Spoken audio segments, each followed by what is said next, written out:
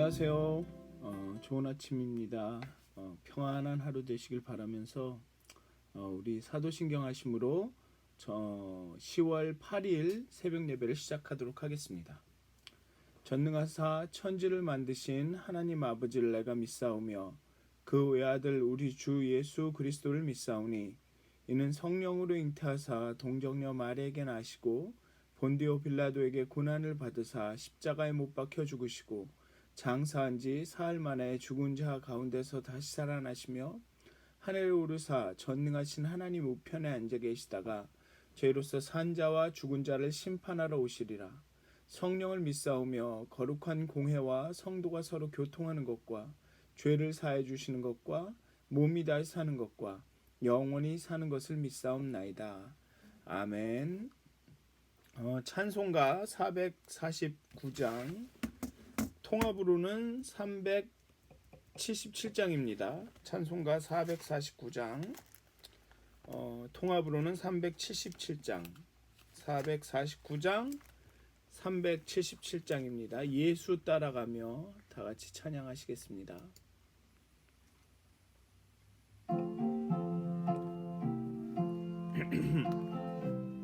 449장 377장입니다. 따라가며 복음 순종하면 우리 행할 길 환하겠네. 주를 의지하며 순종하는 자를 주가 늘 함께 하시리라. 의지하고 순종하는 길은 예수 안에 즐겁고 복된 길이로다. 해를 당하거나 우리 고생할 땐 주가 위로해 주시겠네. 주를 의지하며 순종하는 자를 주가 안위해 주시리라. 의지하고 순종하는 길은 예수 안에 즐겁고 복된 길이로다. 남의 짐을 지고 슬픔 위로하면 주가 상급을 주시겠네. 주를 의지하며 순종하는 자를 항상 복 내려 주시리라. 의지하고 순종하는 길은 예수 안에 즐겁고 복된 길이로다. 우리 받은 것을 주께 다 드리면 우리 기쁨이 넘치겠네. 주를 의지하며 순종하는 자를 은혜 풍성케 하시리라. 의지하고 순종하는 길은 예수 안에 즐겁고 복된 길이로다.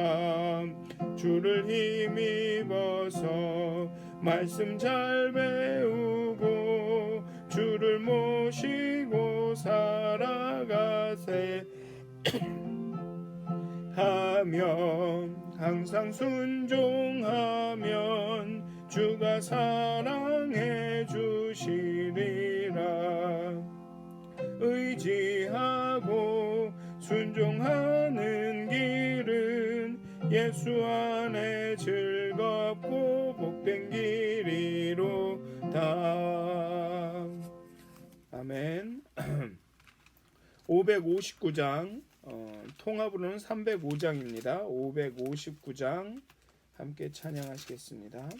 559장 통합으로는 305장 사철의 봄바람 불어있고 함께 찬양하시겠습니다.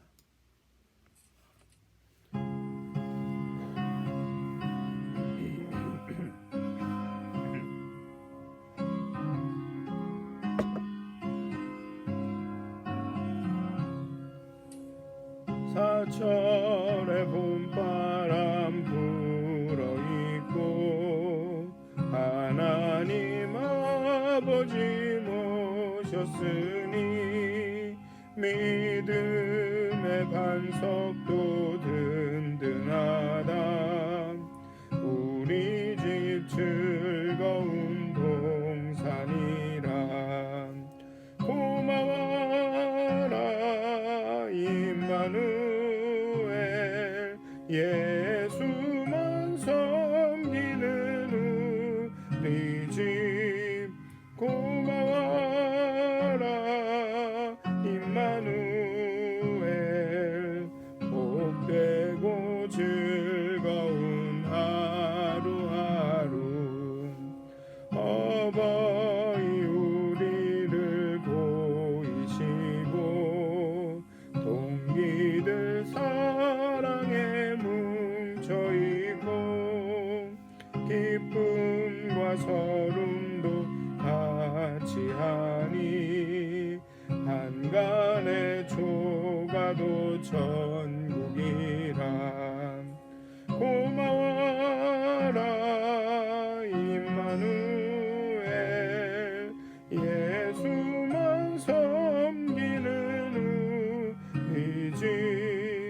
고마워라 임마누엘, 복되고 즐거운 하루하루. 아침과 저녁에 수고하여 다같이 일하는 온 식구가 한 상에 둘러서 먹고 마셔. 여기가 우리의 낙원이라. 고마워라 임마누엘, 예수만 섬기는 우리 집. 고마워라 임마누엘, 복되고 즐거운 하루하루. 아멘. 다 같이 기도하시겠습니다. 하나님, 정말 예수를 따라가는 그 길이 때로는 어렵고 곤고하지만 정말로 그 한 걸음 한 걸음 그리스도의 그 삶에, 그 고난에, 또 그 부활하심에 동참하는 것들을 생각하며 걸어가길 원합니다. 특별히 이 시간 우리 가정들을 위해서 기도합니다. 정말로 그 예수를 온전히 잘 따라가는 가정이 되게 하시고 정말로 평안과 기쁨이 넘치는 가정이 되게 하시고, 정말 여호수아가 나와 내 집은 여호와 하나님을 섬길 것이다 라고 고백하였던 것처럼 우리가 오늘 하루 가운데 정말로 나와 내 집은 오직 하나님만을 따르기로 여호와만을 섬기기로 결정하였다라고 고백할 수 있는 하루가 되게 해 주시옵소서. 우리가 기도할 때, 우리가 말씀을 서로 묵상할 때 정말 하나님 깨달음을 허락하여 주시고, 정말 우리뿐만 아니라 우리 가정이, 우리 직장이, 우리 교회가, 우리 지역사회가 정말 하나님을 섬기며 하나님을 따르게 되는 그런 꿈을 꾸고 소망을 갖고 오늘 하루를 지내게 하여 주시옵소서. 감사합니다. 예수님의 이름으로 기도하였습니다. 아멘. 오늘 함께 나누실 말씀은 베드로전서 4장 12절부터 19절까지의 말씀입니다. 베드로전서 4장 12절부터 19절까지의 말씀입니다. 제가 봉독해 드리도록 하겠습니다. 사랑하는 자들아, 너희를 연단하려고 오는 불시험을 이상한 일 당하는 것 같이 이상히 여기지 말고 오히려 너희가 그리스도의 고난에 참여하는 것으로 즐거워하라. 이는 그의 영광을 나타내실 때에 너희로 즐거워하고 기뻐하게 하려 함이라. 너희가 그리스도의 이름으로 치욕을 당하면 복 있는 자로다. 영광의 영 곧 하나님의 영이 너희 위에 계심이라. 너희 중에 누구든지 살인이나 도둑질이나 악행이나 남의 일을 간섭하는 자로 고난을 받지 말려니와 만일 그리스도인으로 고난을 받으면 부끄러워하지 말고 도리어 그 이름으로 하나님께 영광을 돌리라. 하나님의 집에서 심판을 시작할 때가 되었나니 만일 우리에게 먼저 하면 하나님의 복음을 순종하지 아니하는 자들의 그 마지막은 어떠하며 또 의인이 겨우 구원을 받으면 경건하지 아니한 자와 죄인은 어디에 서리오.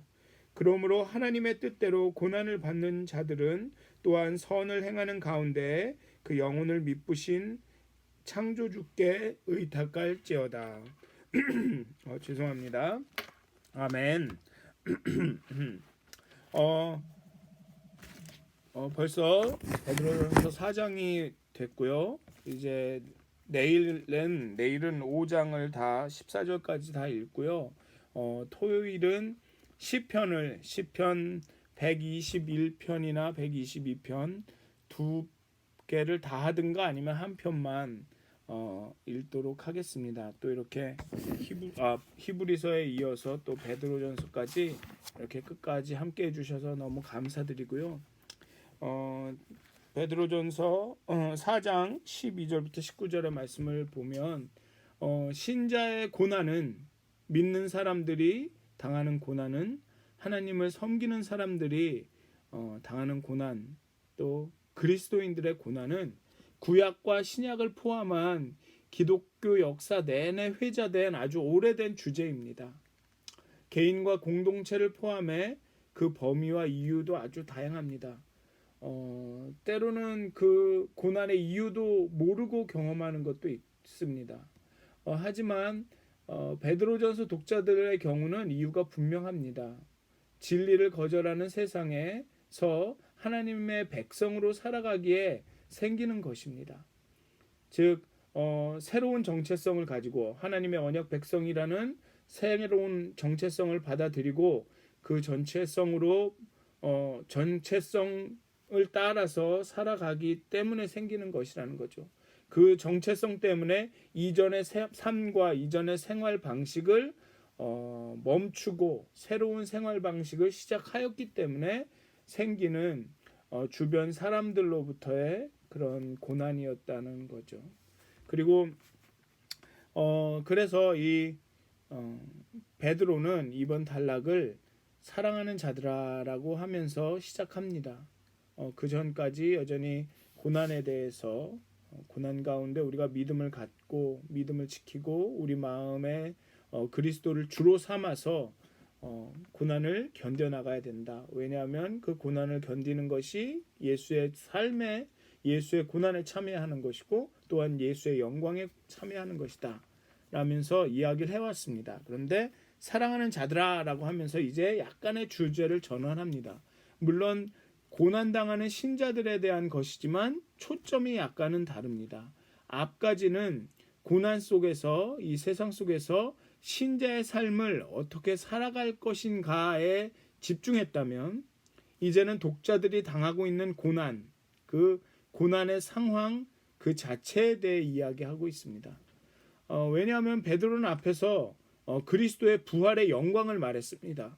우리의 영광스러운 정체성에 대해 이야기했습니다. 이 고난이 끝나고 예수님이 재림하시고 다시 오시면 우리의 모든 신원은 회복되고 우리가 영광스러운 자리에 있을 것이다 라고 이야기를 했습니다. 그러고 나서 그런 영광스러운 정체성을 가진 그리스도인들이 또 고난을 받는다라는 사실에 어쩌면 이 독자들은 아니면은 그 당시의 그리스도인들은 좀 어리둥절하고 있었을 수도 있습니다. 그렇기 때문에 베드로는 이 고난에 대해서 고난이 어떤 것이라는 것에 대해서 좀 더 설명할 필요를 느꼈다고 생각을 합니다. 먼저 베드로는 고난을 불시련, 여기는 불시험이라고 했는데 먼저 이것은 불 같은 시험이다라고 얘기합니다. 마치 불에 타고 있는 듯한 극심한 고통으로 표현됩니다. 1장에서는 여러 시험으로 근심한다고 했지만 여기서는 불시험이라고 합니다. 불시련이라고 합니다. 단순히 근심하는 것이 아니라 정말 자기 몸이 타는 것 같은 그런 고통이 있다라는 것이죠.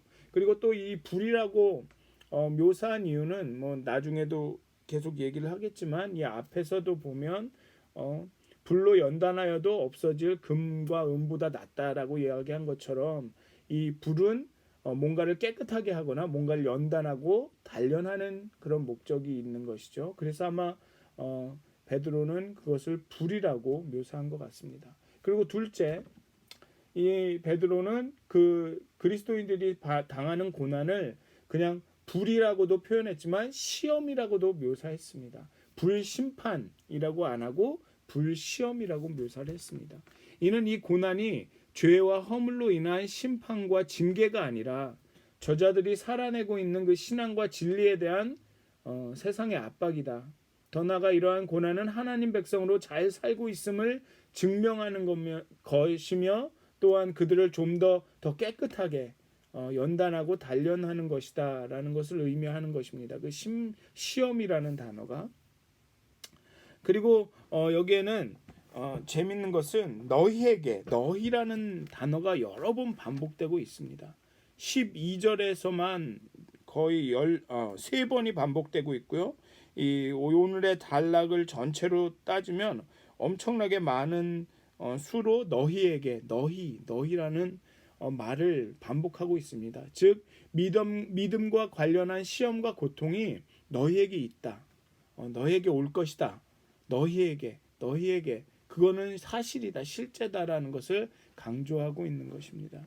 그래서 고난에 믿는 사람들이 그리스도인들이 당하고 있는 고난의 특성은 뭐냐면 불처럼 힘들고 어렵지만 그것은 심판이 아니라 시험, 즉 우리를 더 연단하고 단련하면서 또 어떤 면에서는 내가 하나님 백성으로 잘 살고 있음을 날마다 확인하고 뭐라 그럴까요? 증명하는 것이죠. 그러니까는 시험이 정말로 너는 합격이야 탈락을 결정하는 것이 아니라 내가 과연 어디에 와 있는가를 측정하는 게 원래 목적이었죠. 그런데 이제 목적에서 약간 벗어나서 이것을 합격이다 아니면 탈락 실패다를 가르는 목적으로 지금은 많은 특히나 한국에서는 그렇게 사용을 하고 있지만 원래 시험의 목적은 내가 어디까지 와 있는가를 확인하는 나의 성적이 나의 그런 실력이 어디까지 와 있는가를 확인하는 목적이었습니다. 그것과 같이 우리가 당하는 고난은 우리의 믿음이 어디에 있는가 그리고 우리의 믿음이 얼마나 더 나아질 수 있는가를 확인하는 것이라는 거죠.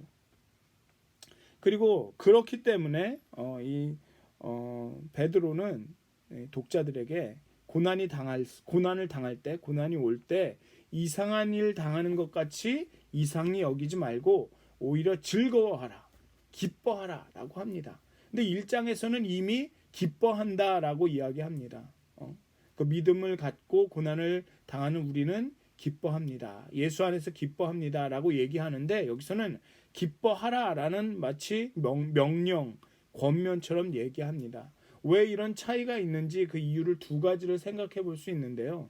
첫째는 베드로는 저자들이 잘 버티고 있음을 믿음으로 잘 견디고 있음을 칭찬함과 동시에 그런 삶을 지속해 가라라는 마음 표현으로 이해할 수 있습니다. 계속 기뻐해라, 계속 즐거워해라, 이렇게 이야기하는 것일 수도 있습니다. 그리고 두 번째 가능성은 1장에서는 예수에 대한 믿음이 초점이라면 이 부분에서는 예수의 고난에 참여하는 것이 초점입니다. 다시 말씀드리면 1절에서 우리가 기뻐한다라고 이야기하는 것은 고난을 겪고는 있지만 우리가 고난이 힘들고 어렵고 그렇고 굉장히 힘든 가운데 있지만 믿음 때문에 기뻐한다라는 뜻이고, 그러니까 고난이 어렵고 힘들고 고난이 원치 않는 거지만 내 믿음 때문에 내가 지금 기뻐하고 있다라는 표현이고, 여기서는 고난으로 인해서 기뻐하라, 고난 때문에 기뻐하라 라고 얘기한다라는 것입니다. 네가 고난 당할 때 그 고난 자체로 기뻐하라.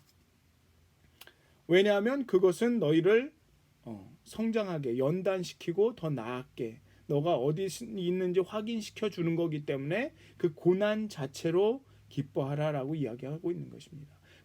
고난에 대한 믿음으로, 고난에 대해 그냥 믿음으로 견디는 것을 넘어서 그 고난을 경험하는 것 자체를 메시아의 고난에 동참하는 그런 삶의 증거로 이해하고 기뻐하고 즐거워하라는 것이죠.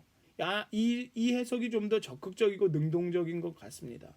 그리고 이런 고난 가운데 그 고난 자체를 기뻐하는 삶이 가능하려면 먼저 그 고난이 무엇인지 그 고난의 이유를 분명하게 알아야 합니다. 정말로 신자의 삶의 근거와 그 방향성에 대해서 분명하게 이해하고 있어야 합니다. 하나님, 예수로 인한 그 구원의 과정과 세상에서 언약 백성으로 살아가는 그 소명, 미래에 대한 소망, 이것에 대한 확실한 이해와 확신이 있어야, 신뢰가 있어야 정말로 그 고난 자체를 기쁨으로 받아들일 수 있다는 거죠. 고난을 그냥 견디는 것이 아니라 그 고난을 예수 그리스도의 삶과 고난에 동참하고 참여하고 참여하는 것으로 여기고 그 나중에 그리스도의 영광에도 동참할 것이다라는 그런 확신과 그런 확실한 이해가 있어야 그 가운데 기쁨과 소망이 생긴다라는 것입니다. 그리고 더 중요한 것은 그 소망을 살아갈 수 있는 그런 힘이 난다라는 것입니다. 그런 마음과 태도를 바꾸어서 기뻐하며 신자의 삶을 살아가야 된다라고 이야기하고 있는 것입니다. 그 뜻이 기뻐하라와 즐거워하라는 권면에 담긴 뜻입니다. 그 고난은 이유가 있고 그것이 우리의 구원의 과정 가운데 있고 세상 언약 백성으로 살아가는 소명과 관계가 있으며 또 영광에 연결된 그 소망이 있기 때문에 우리가 그런 마음과 태도를 그런 방식으로 바꾸어서 기뻐할 수 있다라는 것을, 그렇게 기뻐해야 한다라는 것을 기뻐하라 즐거워하라는 권면에 담은 것입니다. 그리고 그 또 다른 이유로 그것을 좀 더 설명하기 위해서 베드로는 이렇게 이야기합니다. 그리스도의 이름으로 치욕을 당하면 복 있는 자로다. 영광의 영 곧 하나님의 영이 너희 위에 계심이라. 또 그리스도인으로 고난을 받으면 부끄러워하지 말고 그 이름으로 하나님께 영광을 돌리라. 그리스도의 이름 때문에 고난을 받는다. 그리스도의 이름으로라는 얘기는 하나님과 그리스도와 내가 관련이 있다라는 얘기입니다. 뭐라 그럴까요? 흔히들 그런 얘기하죠. 삼성에 취직하면 나는 삼성맨이다 라고 얘기를 하지 않습니까? 내 이름 앞에 삼성이라는 그 이름으로 내가 이렇게 나가고 나를 소개하게 되고 그렇게 되지 않습니까? 즉 그 뜻은 내가 삼성과 관계가 있다라는 뜻이죠. 그것처럼 그리스도의 이름으로 고난을 받는다는 얘기는 내가 그리스도에게 속해 있다. 그리스도와 관계가 있다라는 것을 보여줍니다. 다시 말하면 그리스도의 고난에 참여하고 있음을 알려주는 것입니다. 하나님의 영이 우리 위에 있다는 것은 그렇게 그리스도와 우리가 하나 되어 있다라는 것을 보여주는 것입니다. 서로 속해 있다라는 것을 말해줍니다. 그리고 이것이 고난당하는 그리스도인에게 기쁨이 되고 만족이 되는 것입니다. 그렇기 때문에 우리가 고난 가운데 고난 자체를 기쁨으로 받아들일 수 있는 것입니다. 그렇기 때문에 고난을 부끄러워할 이유가 없습니다. 왜냐하면 살인이나 도둑질이나 악행으로 남의 일을 간섭하는 자로 고난을 받는 것이 아니라 당당히 하나님 그리스도의 이름으로, 그리스도의 이름 때문에, 그리스도와 함께 있기 때문에, 그리스도에 속해 있기 때문에 당하는 고난이기 때문입니다. 그래서 당당히 나는 하나님을 위해 고난을 받는다라고 당당하게 이야기할 수 있는 것입니다. 그리고 베드로는 마지막 단락의 마지막에 심판에 대하여 언급합니다. 구약의 심판은 구약에서 대개 불로 표현됩니다. 앞에서 이야기한 것처럼. 그리고 이 불은 대개 두 가지 맥락에서 사용이 됩니다. 첫째, 하나님의 집안, 하나님의 백성들에 대해서는 이 불은 연단하는 불입니다. 금과 은을 재련하여서 그 안에 섞여 있는 불순물들을 제거하고 그 순도를 높이듯이 하나님의 백성에게 심판은 시험은 연단하는 불입니다. 베드로는 앞 단락에서 앞에서 불시험이라고 표현했습니다. 그런 의미에서 고난당하는 그리스도인들은 이미 심판을 경험하고 있습니다. 그래서 베드로는 하나님 집에서 심판을 시작할 때 우리가 먼저 심판을 받는다고 이야기하고 있습니다. 즉 지금 그리스도인들이 경험하고 있는 그 고난이 심판이라는 것입니다. 그에 비해 하나님의 복음을 순종하지 않는 자들에게 심판은, 그 불은 소멸하는, 다 태워버리는, 다 없애버리는 불인 것입니다.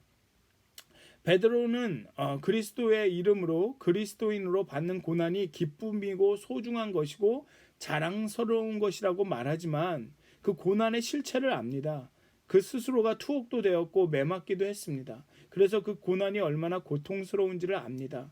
그렇기에 그리스도인들이 경험하고 있는 이 연단의 불이 이리도 고통스러운데 경건하지 않은 자와 죄인이 겪을 소멸의 불은 얼마나 고통스럽겠느냐라고 이야기하고 있는 것입니다. 따라서 하나님의 뜻대로 고난받는 사람들은 어렵고 힘들지만 고통스럽지만 하나님께 의탁할 수 있습니다. 하나님의 말씀을 순종하지 않은 사람과 다르게, 왜냐하면 그것은 뜻이 있는 시험이고 우리를 연단하시고 우리를 순결케 하시는 일이기 때문에 그 가운데 우리는 하나님께 우리의 영혼을 의탁하고 그분께 의뢰하고 신뢰할 수 있다는 것이죠. 도움을 구할 수 있다는 것입니다. 그 고난은 연단하는, 깨끗게 하는, 그래서 하나님께 드려지는 거룩한 제물이 되기는 위한 과정이기에 하나님께 우리의 영혼을 맡길 수 있다는 것입니다. 그렇게 계속해서 선을 행할 수 있는 힘이 생긴다는 것입니다. 그리스도를 위한 고난, 그리스도처럼 살려고 해서 받는 고난은 즐거워할 수 있습니다. 왜냐하면 하나님이 함께 하시고 그 영이 함께 하셔서 정말 우리를 더욱더 정결케 하시기 때문입니다. 그래서 정말로 여러분 오늘도 하루를 살아가실 텐데요. 때로는 고난 가운데 기뻐하고 즐거워하는 일이 쉽지 않으실 것입니다. 하지만 그 고난 가운데 우리의 믿음이, 우리의 신앙이 더 단련되고 연단되어지고 더 순전하여지고 그 순도가 높아진다라는 것을 좀 기억하셨으면 좋겠고요. 정말 그 가운데 정말 하나님께서 함께 하신다라는 것, 그런 얘기가 있더라고요. 우리가 성공할 때는 하나님께서 속삭이시지만 우리가 고난 당할 때는 하나님께서 외치신다고 그런 말씀이 있더라고요. 그래서 우리가 고난 당할 때 하나님께서 우리의 가장 가까이 계신다라고 좀 믿으셨으면 좋겠습니다. 그리고 그 하나님께 그 여러분들의 그 어려움과 고난을 정말 여러분들의 영혼을 의탁하고 하나님께 드리고 맡겨드리고 정말 하나님께 도움을 구하는, 그래서 참 오늘 하루 평안을 얻으시고 기쁨을 얻으시는 그런 하루가 되시기를 주님의 이름으로 축원드립니다. 기도하시겠습니다. 하나님, 정말 하나님 주시는 그 담대함과 믿음으로 고난을 잘 견뎌 왔습니다. 하지만 이제부터는 정말 그 고난 가운데서 기쁨과 즐거움을 찾게 하여 주시옵소서. 정말 그 고난 가운데서 정말 우리를 가르치시고 우리를 성장시키려 하시고 우리를 좀 더 순전하게 하시려는, 거룩하게 하시려는 하나님의 뜻을 발견하게 하여 주시옵소서. 정말로 우리가 그리스도의 고난에 참여하고 있다라는 그런 확신을, 신뢰함을 우리 마음 가운데 주시옵소서. 그래서 환난 가운데, 그 어려움 가운데, 고통 가운데, 눈물 가운데 정말 우리의 영혼을 하나님께 의탁할 수 있고 하나님 앞에 나와 무릎 꿇고 기도할 수 있는 정말 마음을 허락하여 주시옵소서. 그래서 정말 고난일지라도 우리가 견디고 참으며 정말로 고난 때문에 즐거워하고 기뻐할 수 있는, 고난 가운데 함께 하시는, 고난 가운데 우리의 가장 가까이 계시는 그 하나님을 경험하는 그런 하루가 될 수 있도록 하나님 우리에게 거룩한 영을 부어 주시옵소서. 정말 우리의 마음을 민감하게 하여 주시옵소서. 그리하여서 우리의 삶 가운데, 우리 주변 가운데 정말 역사하시고 일하시는 하나님을 깊게 오늘 하루 만나게 하여 주시옵소서. 그리하여서 고난도 기쁨이 되는 그 놀라운 역사를 체험하게 하여 주시옵소서. 감사합니다. 예수님의 이름으로 기도하였습니다. 아멘. 하늘에 계신 우리 아버지여, 이름이 거룩히 여김을 받으시오며 나라의 마옵시며 뜻이 하늘에서 이루어진 것 같이 땅에서도 이루어지이다. 오늘날 우리에게 일용할 양식을 주옵시고 우리가 우리에게 죄진 자를 사하여 준 것 같이 우리의 죄를 사하여 주옵시고 우리를 시험에 들게 하지 마옵시고 다만 악에서 구하옵소서. 나라와 권세와 영광이 아버지께 영원히 싸움나이다. 아멘. 평안한 하루 되시길 기도합니다.